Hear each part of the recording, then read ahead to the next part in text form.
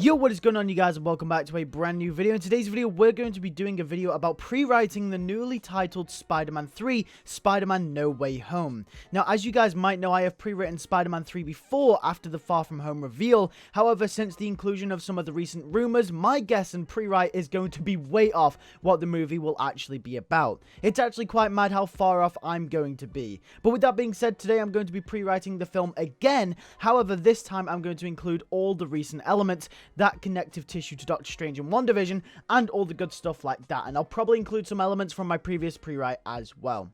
Also, I must mention that this pre-write will not accommodate to every rumor, because I'm not gonna lie, I've tried to include everything and it's impossible. There is too much stuff. So with that being said, if you are new around here, make sure to hit that subscribe button and make sure to hit the bell next to the subscribe button to not miss any more videos as soon as they go out. Also, I have a new system now. I'm uploading a big video every Friday like this one, like pre-writes and such. And through the week, I'll be making off-script videos and reaction videos and stuff like that, and just news to anything that comes out regarding Spider-Man. So with that being said, let's get straight into this. Pre-writing Spider-Man No Way Home.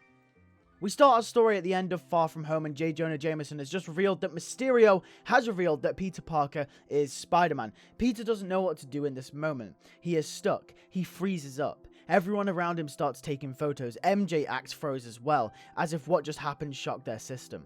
Peter has to act fast as sirens can be heard in the background. Peter looks down at MJ and just looks. MJ gestures for him to leave. Spider-Man swings fast as the cops can be seen coming up behind him in cars and helicopters. There is a chase sequence to start off the film. It'll be Peter on the run from the cops and how he escapes them. We will later cut to a scene with Aunt May. This will be a crucial scene because after the recap of Far From Home, we will get a scene which depicts the tone for this movie. This movie will be darker, grittier, and will be more grounded and a more Peter Parker-centric story than the last two Spider-Man movies. Peter comes home and Aunt May is frozen in shock too. She asks Peter, what are they gonna do? Peter says that he doesn't know. Aunt May says that he's Spider-Man, he must know. He must have something. Peter snaps and says, well, he doesn't this time. May asks, what would Tony do? And Peter says, I am not Tony Stark, nor am I Iron Man. This is just reinforcing the arc that was fulfilled at the end of the last movie, that Peter has become his own man. He is Peter Parker, not Tony Stark or Iron Man Jr. In this film, he is fully out of Tony's shadow, and it shows. Peter will go on to say that Tony might have always had all the answers, but Spider-Man doesn't. He says that he has a secret identity to protect. Tony confidently put that on display. Is that something Spider-Man would do? No. Happy bursts through the door and says that he just saw what happened, and he says that they need to get him out of there immediately as everyone will be after him. Aunt May says that you're right. Happy says he might know a place. Aunt May and Peter share a hug for one last time for a while. And Peter goes with Happy, not knowing how long he'll have before he sees his friends and family again. We linger on a shot of Aunt May crying that her nephew was lost, just like Ben, knowing that he still exists out there, but now there is no way home for Peter Parker. The Marvel Studios logo will play, and then we cut to a scene 6 months later, and Spider-Man is out stopping some crimes at the dead of night. He is using a rendition of the stealth suit from Far From Home so he isn't seen. However, it was crafted by him and not Nick Fury. He goes around stopping random crimes, helping out where he can.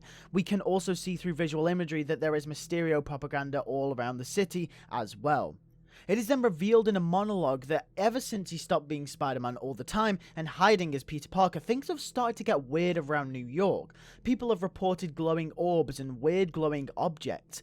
Peter, through his knowledge from Homecoming, assumes that this must be more people that got their hands on T'Chari tech, so hunts it down. We have a scene where Peter runs into a glowing orb-like portal, and we can tell it wasn't what he was expecting. Then out of nowhere, random people get thrown through it. Peter asks if they're okay, and one of the people says it's Spider-Man, and asks what's going on. Peter says that he doesn't know.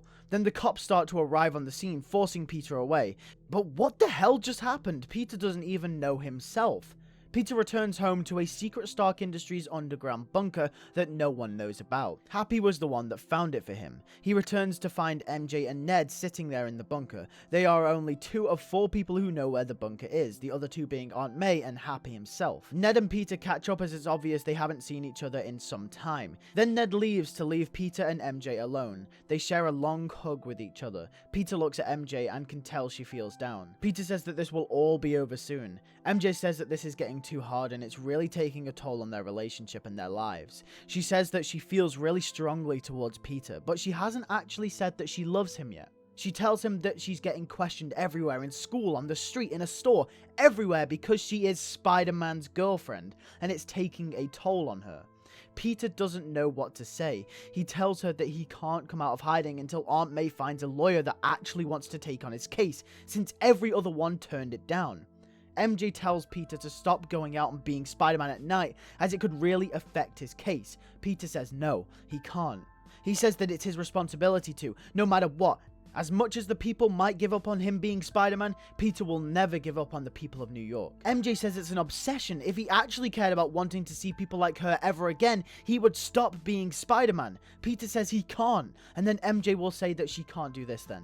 And then she walks off, leaving Peter alone, isolated in the bunker. We cut to a different Earth. Let's call it Earth 200. This Earth will be differentiated by its orange color grading. We are with Jamie Foxx's Max Dillon, not the TASM 2 version, but a different version altogether. We get a couple of scenes with his character explaining his backstory and how he is an electrician. We see his wife and he has a child as well, and they're a loving family. Everything is perfect for him. In one of the scenes, we will see a TV in the background featuring Spider-Man swinging through the city, but it'll be a different Spider-Man, and we're not so sure who it is. After these scenes, we will get a scene of Max going to work as an electrician. He's messing with some high voltage wires, and as soon as he goes to reconnect them, an orb-like portal starts to crack open, and we see what Peter was seeing earlier in the movie. It's the multiverse cracking open, and this portal will engulf Max Dillon. He slips through it slowly as he screams. We see his hand try and grab for dear life as his fingertips slip through. We see a spark of electricity pulsate from his fingers. You see, just like how Monica Rambeau went through the hex in WandaVision, which gave her the photon powers, going through a breach in the multiverse, which is what this is by the way, will rewrite your DNA in the same way it did for Monica, essentially giving Max the powers of Electro. That's how I'm going to explain how Max gets his powers in this canon. Max comes out the other side and he doesn't know where he is. He's lost. His wife and child are gone. He's all alone, and for Max Dillon, there is no way home. We cut to a scene of Aunt May, who is now with MJ and Ned. It is revealed that these three hang out regularly and that Ned and MJ have stuck by May because of how much she's going through and how much she has lost. First Ben, now Peter. We have a scene where she's calling up lawyer after lawyer to try and take on Peter's case so he can come out of hiding, and then she finally finds one. Then there is a knock at the door. May opens it to see a man with devilish looking glasses and a cane.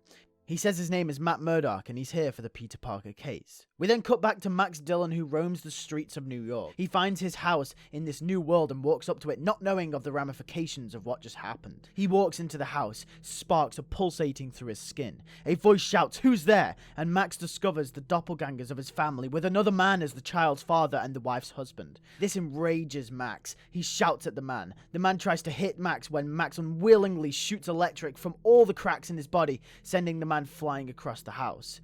Max goes to the wife and the child and says everything will be okay. They scream and shout and run off, out of the house as Max stares on. A tear rolls down his face, but is burnt up by the electrifying rage of his pulsating skin. We cut back to Aunt May, who takes Matt to Peter in the bunker. Happy, MJ and Ned are all there as well. Matt will ask to talk to Peter in private. They all leave. Matt says for this case to go through, he has to stop being Spider-Man. He's seen him out at night and around the city. Peter says that he isn't Spider-Man and that's what he's trying to prove. Matt sarcastically remarks that he knows he's Spider-Man and it's obvious. Peter will ask, well, how do you know that? And Max will say that he's had experience with people like Peter.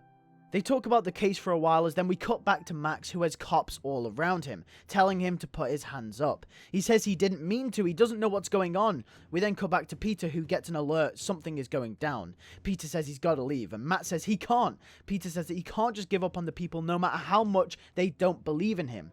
This is where Peter's arc for the film starts. Peter's resilience will be pushed to the test, and he won't really change as a character throughout the film, but it will be rather that everything changes around him. Peter will be the one that stays strong with his beliefs and responsibility, which will ultimately be what in the end will win him back over. This film is going to show the hard shell that Peter has created after being put through so much over the MCU so far. This film will showcase the Spider-Man that we all know and love, our friendly neighborhood Spider-Man, the one that never gives up. Spider-Man goes to Electro in his classic red and black costume from Far From Home. He stands there opposite Electro as the police notice Spider-Man and aim the guns at him too. Spider-Man says, "No, hold on." We'll get a similar scene to TASM 2 where Peter tries to talk to Max to see if he's okay. Max will say he doesn't know what's going on, he just lost his family.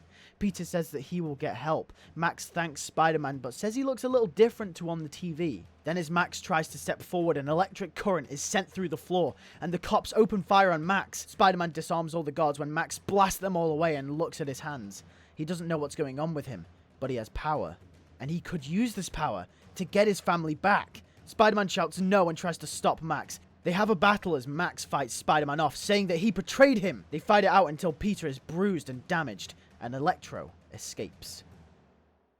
Peter escapes as well, and the fight of the multiverse, and for his identity, is well and truly on. So that is the end of part 1, guys. Unfortunately, I have to split this pre-write up into parts because of how long this story will actually be. So hopefully you guys did enjoy. If you did, make sure to hit that subscribe button and make sure to hit the like button as well. And also make sure to hit the bell next to the subscribe button to not miss the next part when it comes out. And you can be notified as soon as it is. With that being said, thank you guys for watching and I'll see you guys in the next one. Peace.